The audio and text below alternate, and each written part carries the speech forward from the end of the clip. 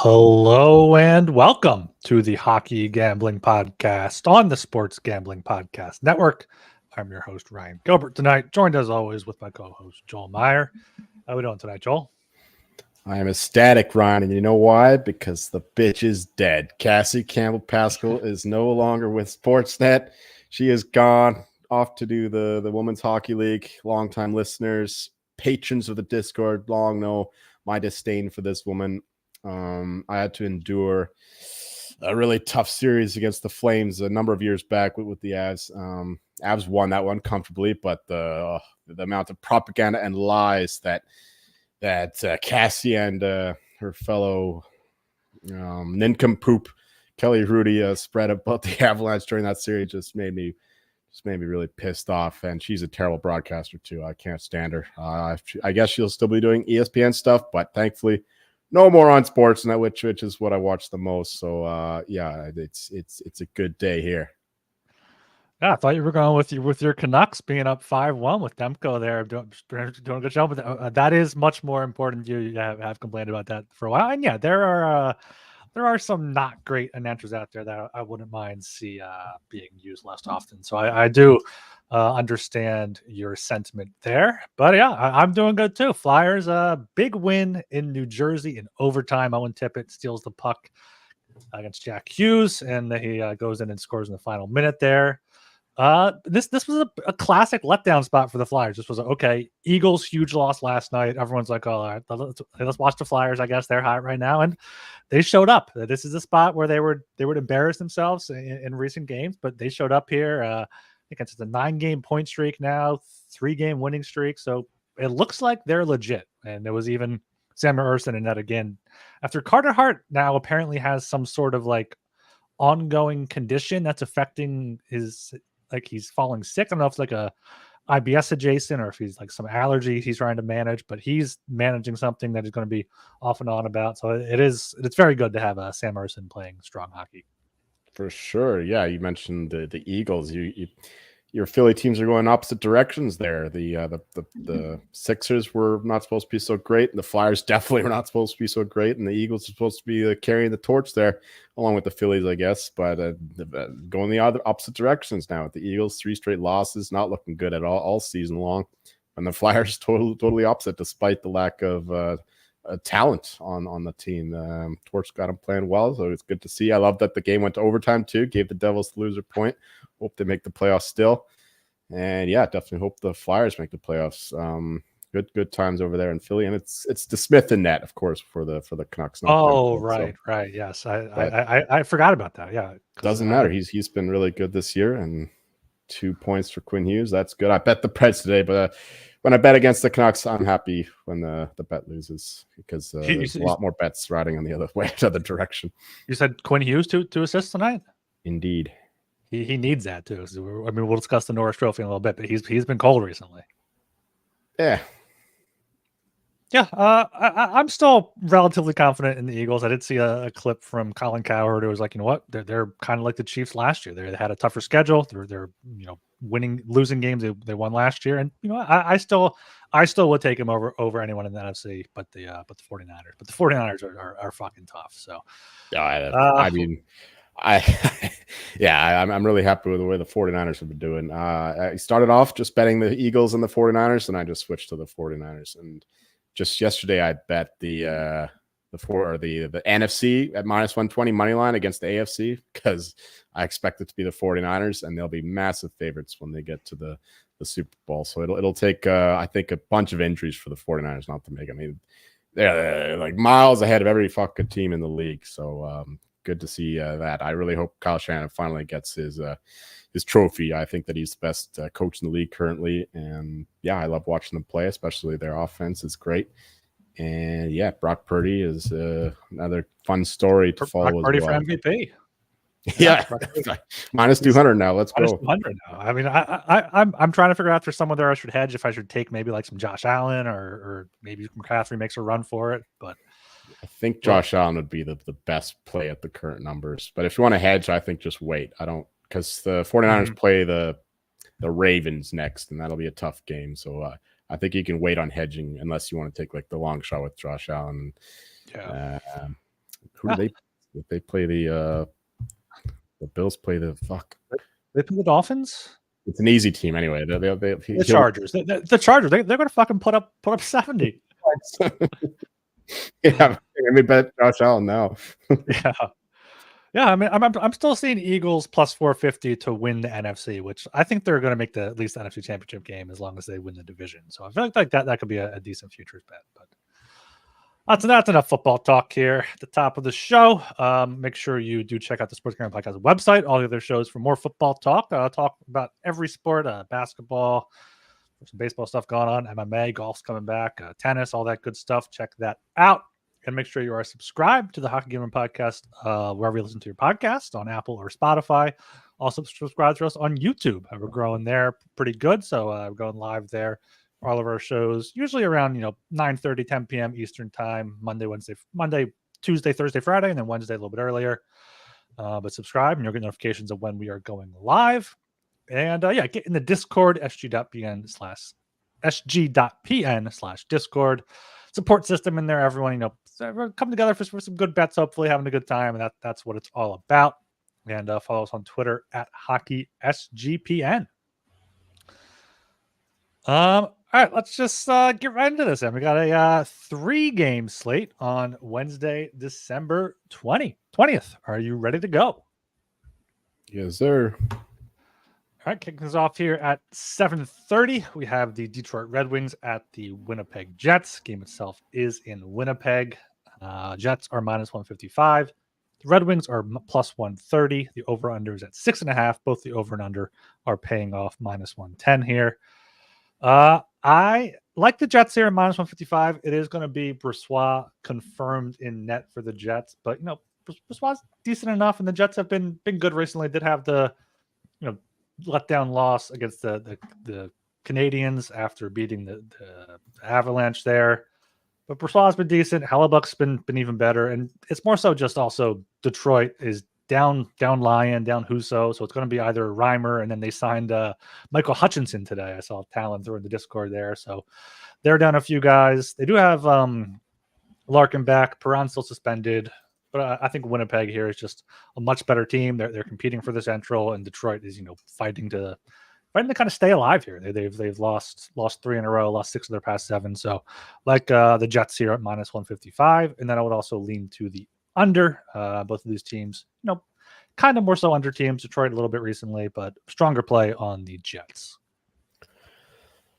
Yeah, to be honest, I haven't bet any of these games yet, so I'm just giving leans out here for the most part. But actually, I'm pretty confident about the Jets play here at only minus 155. Just the far superior team, Brossoit net. That's the only reason why you're getting a reduced price here, a little discount on the Jets. The Red Wings, of course, their goaltending is not in good shape, as you mentioned. I expect it will be James Reimer. I don't think they'll throw Hutchinson to the Wolves against the mighty Jets right away. And at least Reimer has a bit of experience this year. And yeah, you mentioned the Perron out. I mean, the Red Wings can still score, though. I mean, Patrick Kane, they've only won once since he's come into the lineup, which is not ideal. But he hasn't been playing terribly. He had a sick pass to DeBrincat for his goal against the Ducks the other day. But yeah, it's pretty miserable defensively. And then when they are getting shitty goaltending, like Alex Lyon has been the only one who's been playing good goaltending for the Wings. So. Yeah, without him now, without Husso even, James Reimer show, it's not ideal. So I love the Jets here, but I don't think I agree with the over or the underplay. Rather, it's I know the Jets they stifle the opponent's offenses, but with Brossoit net, I think that he could let a couple in at least, and because the Red Wings can score if nothing else, and yeah, and the Jets will score for sure in this game against the the miserable Red Wings defense and the aforementioned miserable Red Wings goaltending. So Jets and the over for me.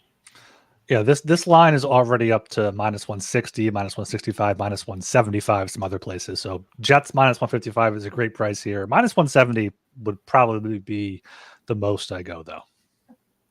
Sounds about right. All right, we are brought to you by Underdog Fantasy. Underdog Fantasy has a way to play alongside your favorite fantasy players all season long. No matter the sport, simply pick higher or lower on your favorite players' fantasy stats and cash in. So watch along, make your picks, and maybe make a little cash over on Underdog's mobile app or website, underdogfantasy.com. And when you sign up with the promo code SGPN, Underdog will double your first deposit of up to $100. That's Underdog Fantasy, promo code SGPN. All right, going down to the other 7:30 game here, we have the New York Islanders at the Washington Capitals. Game itself is in Washington. Capitals are -125. The Islanders are +105. Over/under set at 5.5. Over paying off -120. Under at +100. What do you got here? Isles on a back-to-back with should be Varley tomorrow. Yeah, I could probably count the number of times I won up at the Capitals on one hand this season, and this might be one of them. Islanders big win against the Oilers. They were totally outplayed in the third period. I don't think they got a shot in net until like a few minutes left when they were on a power play. And like the Oilers were just very complacent after scoring the first goal. I think they just figured they'd roll over the Isles after that, but it didn't happen. Sorokin had a hell of a game, one of his best of the season, I thought. And yeah, coming into this one with Varlamov and Netties, he's still good, of course. But yeah, after that big game against the Oilers, the mighty Oilers, I think that they'll be feeling high and mighty. And going down to the Capitol, it's not ideal situationally. So I don't like the Capitals much as a team. I think that they're one of the more fraudulent teams in the league. But at this spot is a good one for them, and they've been good in these close kind of games. And those are the kinds of games that the Islanders play. So I think the Capitals can give them a dose of their own medicine here with like a 3-2 win. And by that token, yeah, I lean to the under here. Capitals goaltending has been good. Varlamov has been great, and both teams have struggled to score, especially the Capitals. So I like the under, and I like the home team here. Yeah, the under 5.5 here at even money would be my bet for this one. I mean, the Islanders are both two teams that don't really score too much offensively. We talked about though before the Oilers game. The Islanders have been putting up some goals and allowing goals, but that just did not happen. Two of their 3 goals came on the power play. So Islanders not doing much of 5-on-5, and the Capitals, they're just playing a bunch of low scoring hockey. 2-1 against the Hurricanes, 3-1 against Nashville. I don't necessarily trust their goaltending. I know Lindgren's been good. I know Kemper is probably better than his numbers look, but still, I like the under 5.5. Neither of these teams is going to score too many goals. Maybe look at a 2-2 regulation play. I could see it going 3-2, much like Joel said. But yeah, I do agree with the Capitals as well. Islanders are 0-3 on the second half of back-to-backs, and they're going to have their backup goalie in net. So give me the Caps here at home. They're 8-4-2 at home. Islanders 6-5-2 on the road. All right, going down now to 10 p.m. Last game on the slate. We have the Seattle Kraken at the Los Angeles Kings. Game itself is in Los Angeles. Kings are -180. The Kraken are +150. Over/under is set at 6. Overpaying off -120 with the under at +100 here. Just first look here. I mean, you want to take the Kings, but -180 might be a little bit steep. Seattle's been playing tough hockey recently. They did. Kings beat them 3-2 in a shootout on Friday, Saturday there. That was their last game. For the Kings. Yeah, it was. Are they playing the Sharks tonight? Is that something? Yeah, that's happening? Right. Yeah, they're on a back-to-back. Okay, so it's a back-to-back for the Kings. That makes some more sense. It looks like Talbot's projected tomorrow, so I'm assuming it's Copley tonight or Copley's out. Copley's out, right? Yeah. Big save Dave tonight. Big save Dave tonight. Okay, so Talbot tomorrow. That does make more sense of this line after learning it's a back-to-back. I don't know. I don't think I can trust Seattle on the road enough to take them +150. They're 4-6-6 on the road. Kings aren't great at home though. 5-5-3.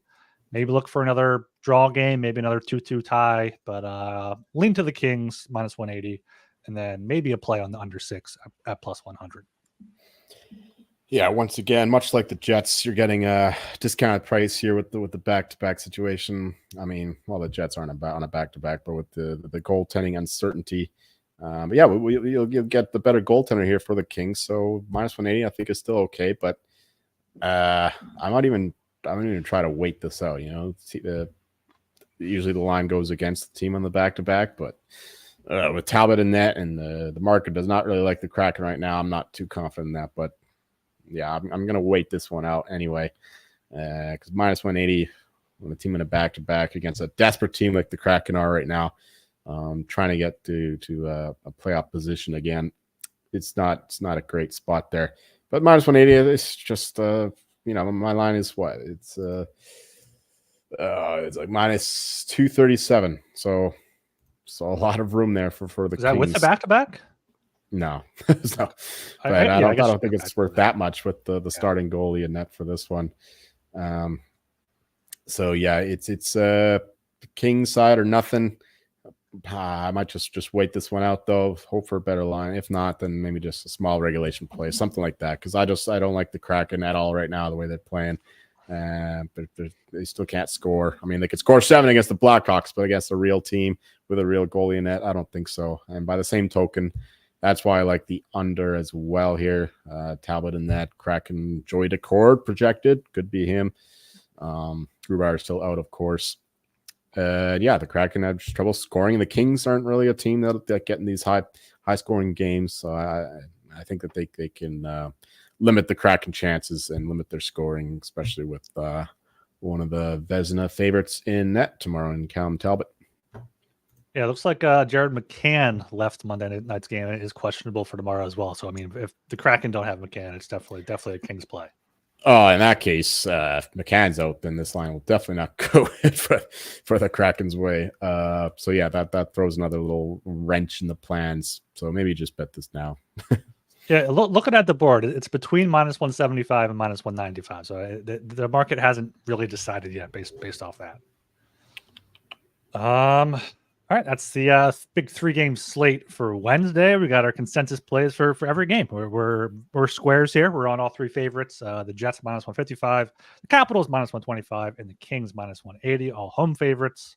And we're on the late unders, or the Capitals, Islanders under 5.5 +100, and the Kraken Kings under 6 +100 there as well. Not going to do best bets this show because there's only 3 games, but we will update you from last Unless show. you feel really strong about something. If you feel really strong about something, I'll throw something out there. I think a 3-game slate is good enough to skip. I know, right? How did we do last show? Last show was for Saturday the 16th. You had the Penguins Leafs over 6.5. That was a 7-0.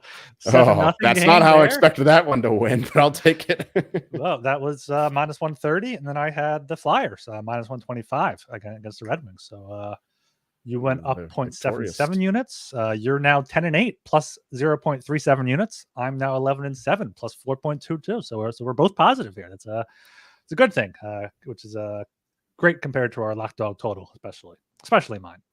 Yeah. Speaking of that over, there's a moment in the third period. I think the Leafs scored, but it was obviously, and it was ruled out for goaltender interference, something like this, but it was obviously not. And in a close game, the coaches obviously challenged it, but because it's 6-0, he didn't challenge it. And I'm like, oh man, if I lose this fucking bet out because of this shit. Thankfully, I think it was an automatic rush with like 5 minutes to go, and the Leafs put it to 7. So that was nice of them to score and remove the bad taste in my mouth from Sheldon Keefe just being a nice gentleman. Being nice and decided to be a nice man there, yeah. All right, we got our NHL futures talk here. Going back to our player awards, like we typically do. Joel, you said you have your eye on a few interesting markets. Where do you want to start off with? Sure. Naturally, we can skip the Calder because that one is pretty much done. I just saw the Richard odds changed. Did Austin Matthews score today? Because he went from plus. I think he had 2 tonight. Oh, well, that makes sense then. Yeah, he's on the move. Yeah, we'll skip that one too. I don't have much to say with the Rock Richard. I hope Brock Besser wins, but I don't think he's got the quality to keep this up. I mean, I've got him at 50-1. You got him at 35-41 or something like that. Yeah. So that'd be nice. But at 10-1 now, with all these other lethal goal scorers around him, Kucherov at 2 tonight.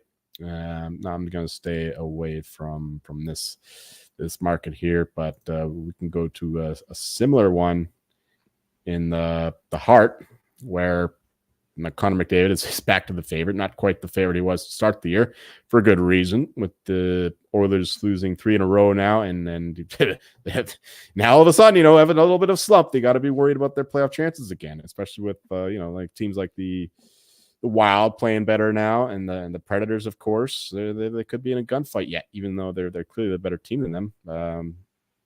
A lot of shit can happen, especially if the goaltending regresses to what it was to start the year. So Connor McDavid, I think, obviously he can win the award. He's got a good chance to do so, but I'm gonna write him off. I'm just not gonna back the chances that he just goes ballistic and wins the Art Ross and gets the Oilers into a 7 spot. I just don't think the voters would.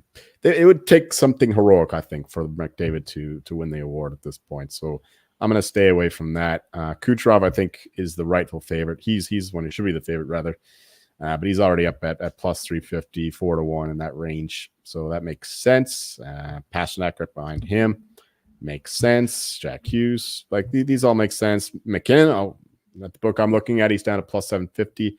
You can still find him 10, 12-1.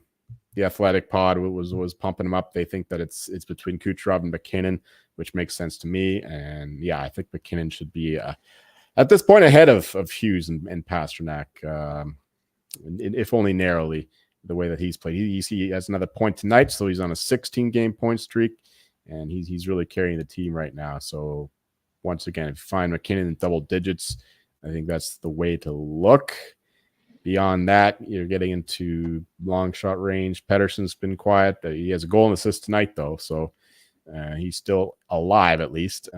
Makar, unfortunately, with his recent injuries and the way that the Bednar's been sitting him, I think that we can probably it's just not a good bet. I'm not going to rule him out entirely, but it's not a good bet because you don't know what the fuck's going on with him. The Avs are notoriously secretive about their injuries, so it's likely that they're just going to be resting him until the playoffs. Then he'll just go, 100% as hard as he can play, but he's not going to be doing that during the regular season.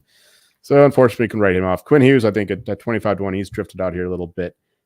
He's still alive for the award. He's had a few scoreless games, pointless games, but another couple points tonight. And yeah, I think that he's still really the only one I can see that's in this range that can win it really realistically anyway. Rantanen puts up a bunch of points. JT Miller has been awesome. Like he's third or fourth in the scoring right now, and really one of the most important players for the Canucks. I just don't think that he'll get the credit that Hughes and Pettersson do. Eichel is interesting kind of still at 40-1, but much more interesting when he was 100-1.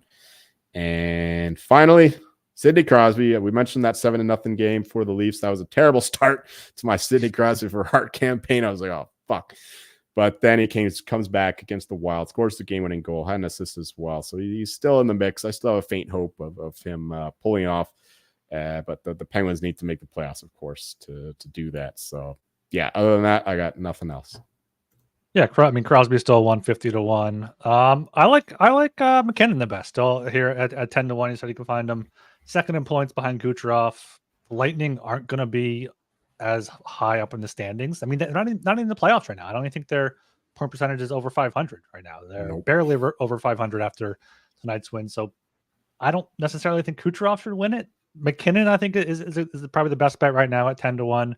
Pasternak at plus 550. That might be a bit too short, but I mean, he has 41 points. And I was looking before, like the Bruins only have like 90 goals this season. So it's like almost half of the goals he has a point on.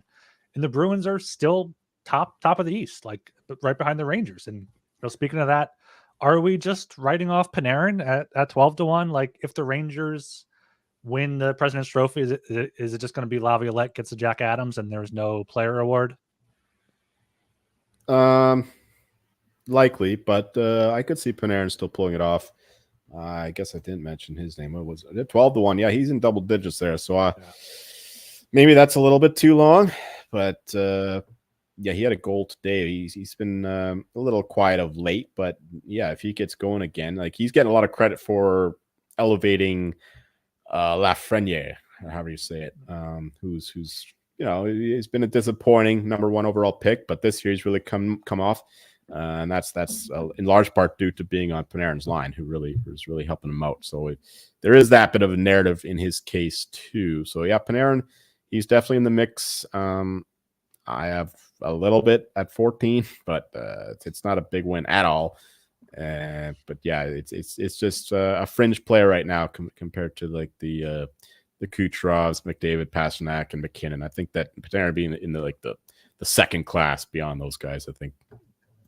Yeah, I mean, I just think he should be thrown out like as an option, given that he's 4th in points. The Rangers might win the President's Trophy. So, and like you mentioned, I didn't realize that, or else it slipped my mind that he's raising up Laugh. So that definitely helps him there as well.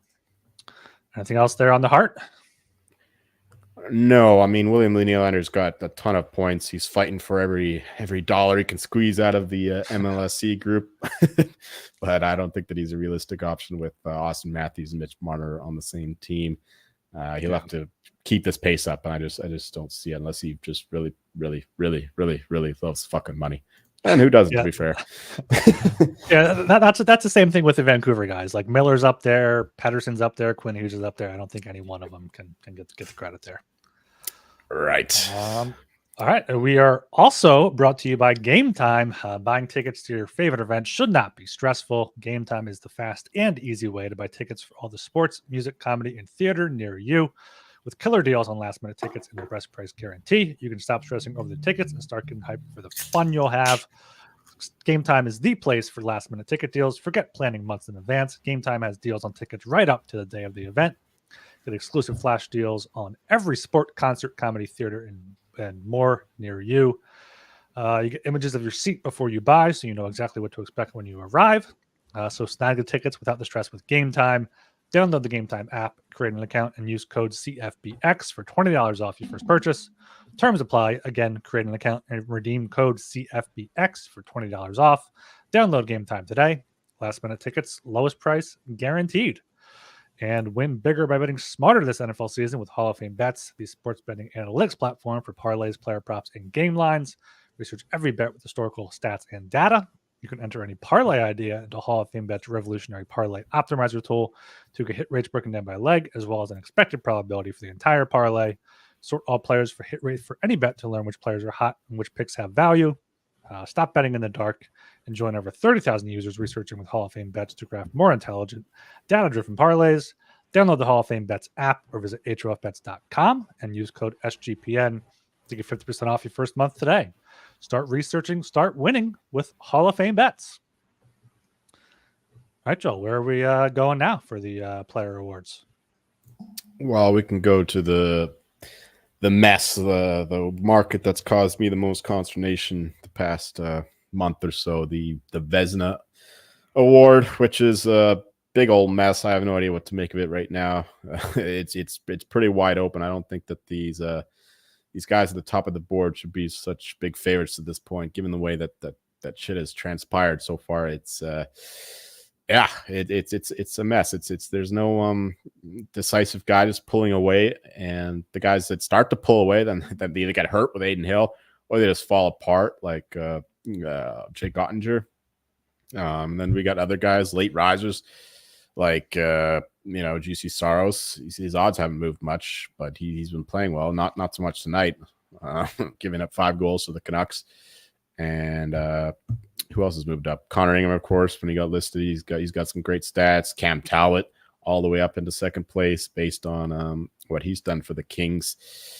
So yeah, right now it's hard to make out what to do with this market. I was really hoping Aiden Hill came back. I mean, I wouldn't say he's out of it considering he keeps missing all these games, but the way that his replacements have played, another 6 goals on them today.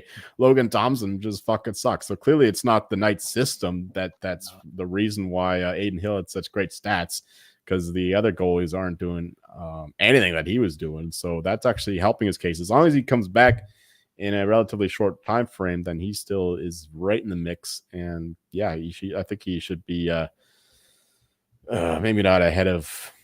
Jeremy Swayman got really bet up lately. I mean, it makes sense because Allmark has kind of started to show some cracks, whereas Swayman has been really good. So you can say that Swayman is outperforming the system. It's not helping Allmark, who just gave up another 4 goals today. Not the best game from him.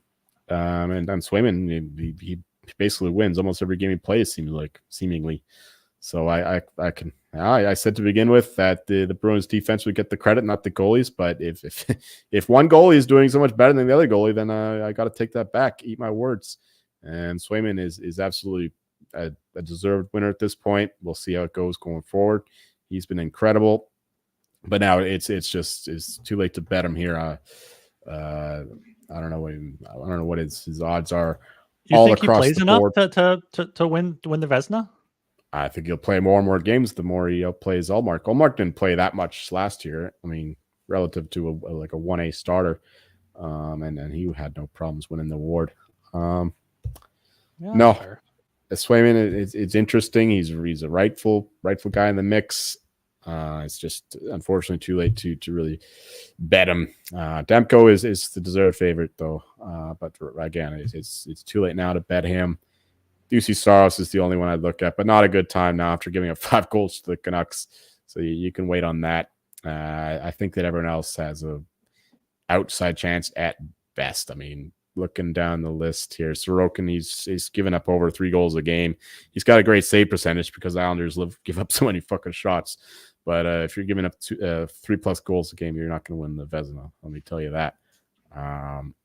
After that, it's a hodgepodge. You know, you can go with the stats guy, Connor Ingram, but the Coyotes I don't think are making the playoffs, and he's not gonna win the award without making the playoffs, no matter how incredible his goal save of expected are.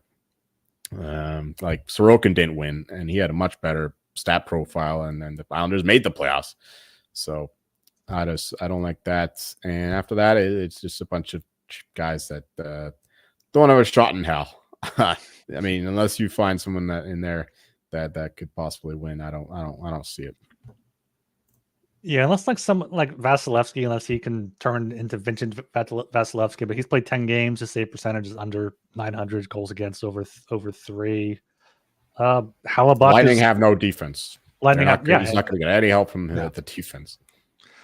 Yeah, I was looking at Sorokin, but he doesn't win enough. And Varley is a good backup there, maybe even kind of outplaying him, but not outplaying him in terms of a smaller sample size.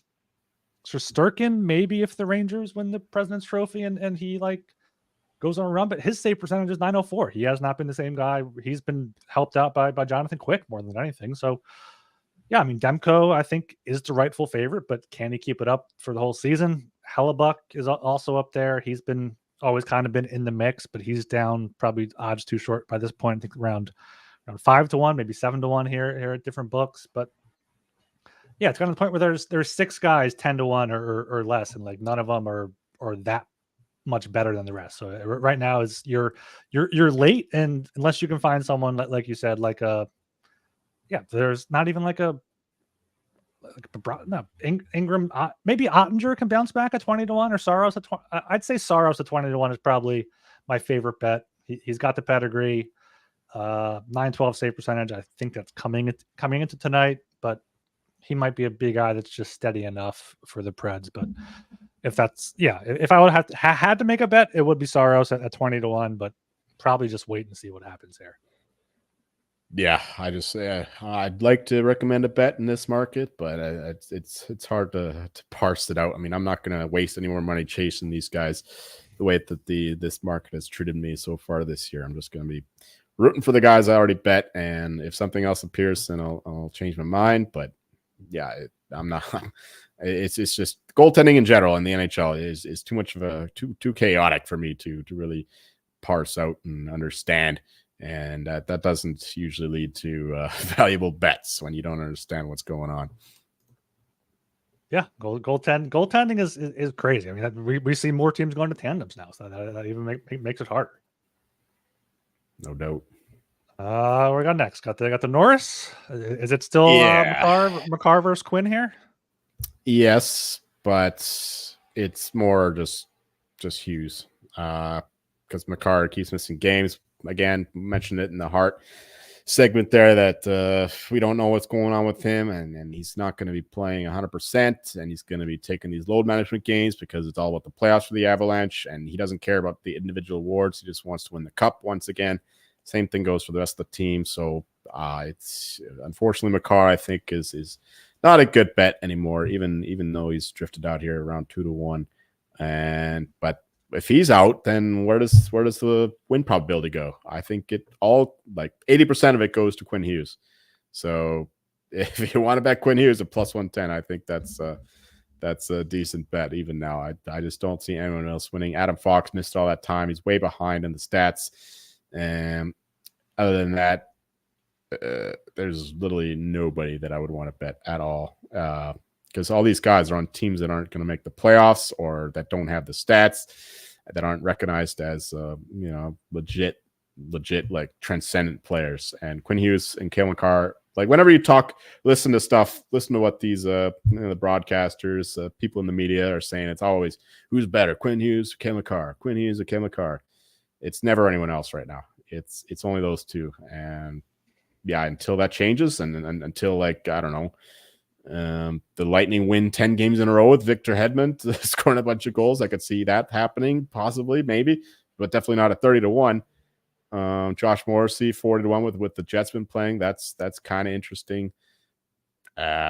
Nothing else though. It's a bunch of scrubs. It's really just Quinn Hughes' award to lose at this point. Like if Quinn Hughes stays healthy and keeps up like 75% of what he's done so far, he's going to win this award.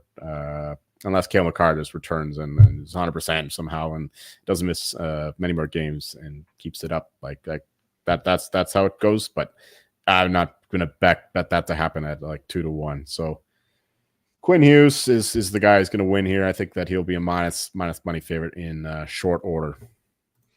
Yeah, I mean, Hughes is the rightful favorite there. I think he will be probably -150 once Makar's like injury maybe is revealed, or they say they're going to rest him more, or the odds makers. It just won't be realize. revealed. Well, you don't know the Avalanche like it'll never be revealed until he's retired. All right. Well, yeah. I mean, the odds makers, the bettors are going to see it, and Quinn Hughes, yeah, I'll be that. But you skipped over one name that I'm I looking know at. you're going to bring it up. I'll let you. Not do Evan Bouchard. Not what? Evan Bouchard. Not Evan Bouchard. Noah Dobson of the New York Islanders. He's now third in points with 33 after an assist tonight. He's still 8 behind Quinn Hughes, who had 2 assists tonight. But if Makar's out of it, if Hughes falls off, the Islanders, they're without Pulock, they're without Pelech, they're without someone else on defense.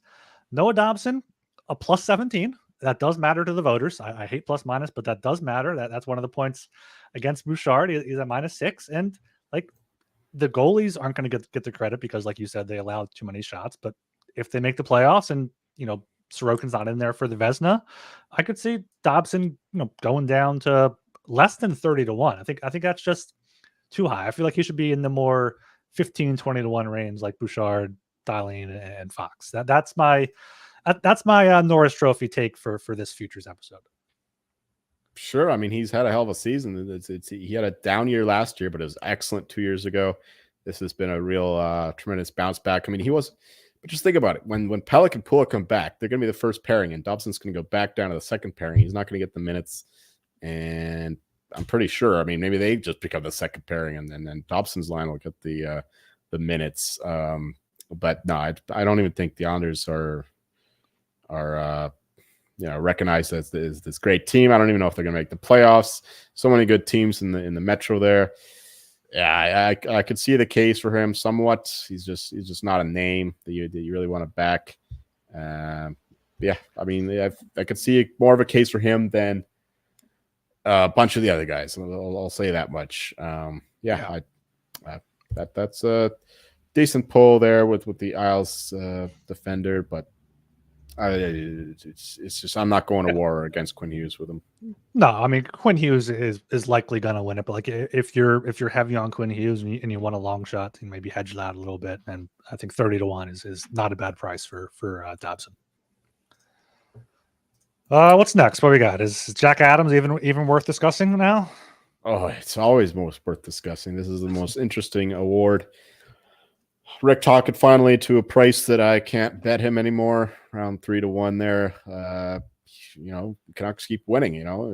Maybe yeah, he becomes minus money favorite in a month or so, but shit happens in between now and then, so it's just not valuable at this moment. But yeah, the rest of these guys are pretty much moving into what they should be.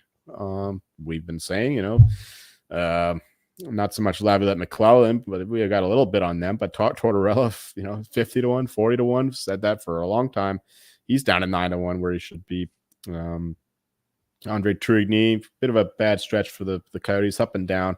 But even at 18-1, I think that it's too short now. But if you got in at 40, that was nice. And yeah, Rick Bowness, I don't think that. He's an interesting one. If the Jets win the Central and Kyle Connor misses 2 whole months, and yeah, the media love him, that's for sure. He's interesting there at 15-1, but no, it's hard to go against Rick Tocchet there with those guys. I mean, I was gonna say Andrew Burnett would be an interesting one, but he's down at 20-1 now. So yeah, it's not looking good. They put in Drew Bannister. Who the fuck listed him? Who wanted the Drew Bannister with the St. Louis Blues? Somebody had to actually go there and request, give me Drew Bannister for the Jack Adams. What an idiot. That's not going to happen. Who else is in here? Is Jock Montani's already in here? That makes more sense than Drew Bannister, to be honest. But anyway, yeah. Jim Montgomery is a terrifying one. You posted that first month poll of how many votes that one site was at NHL.com guys who one of those. Yeah, Monty was like a dominant second place, which is weird to me. I don't understand that, but those aren't the guys who actually vote for the award, so I'm not exactly too terrified of that happening.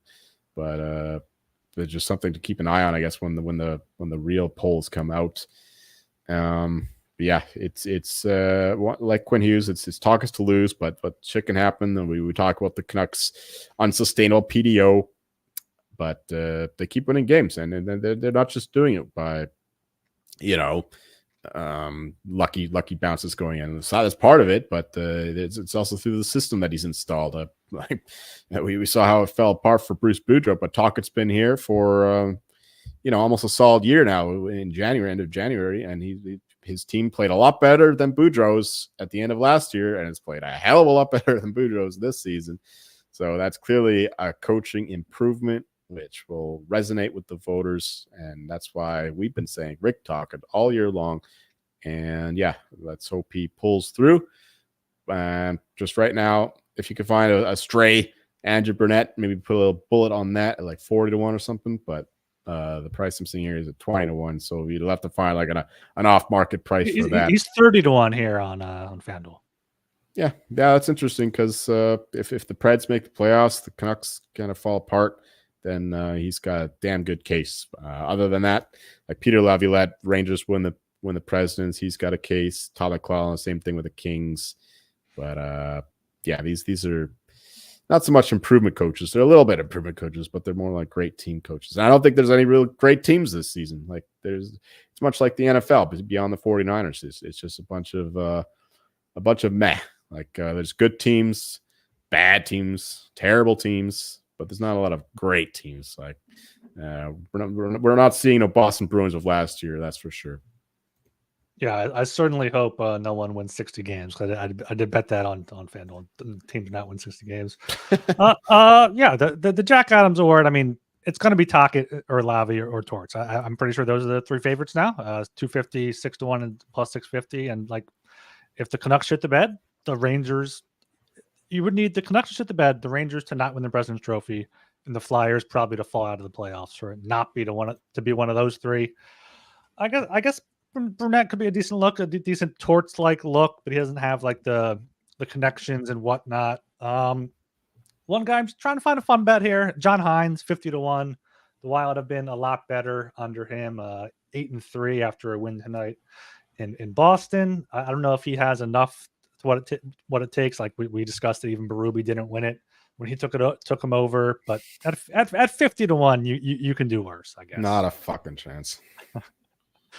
Yeah, not a fucking chance. I don't even think the Wild are making the playoffs. Like they got to pass the Predators and the Oilers. I don't know. They might have passed the Oilers now, but I think the Oilers have a lot better shot to make the playoffs than the Wild. It's just a lot of things have to happen before John Hines wins the Jack Adams. Yeah, I mean, I guess if you had to bet anything, I would bet towards no plus 650 isn't even good enough. I don't think. I don't know if there's even a best bet at these prices. I guess Brunette 30-1 you said could be decent. Off market stuff you can still find Tortorella 10, 12-1. Okay, that'd be decent. Yeah, that'd be worth it. All right. Any other player futures, team futures you're eyeing up here before we close this out? Do not want the Blackhawks to win this game, and unfortunately, they are beating the Avalanche 3-2. That'll be a big dent in the bankroll. Yeah.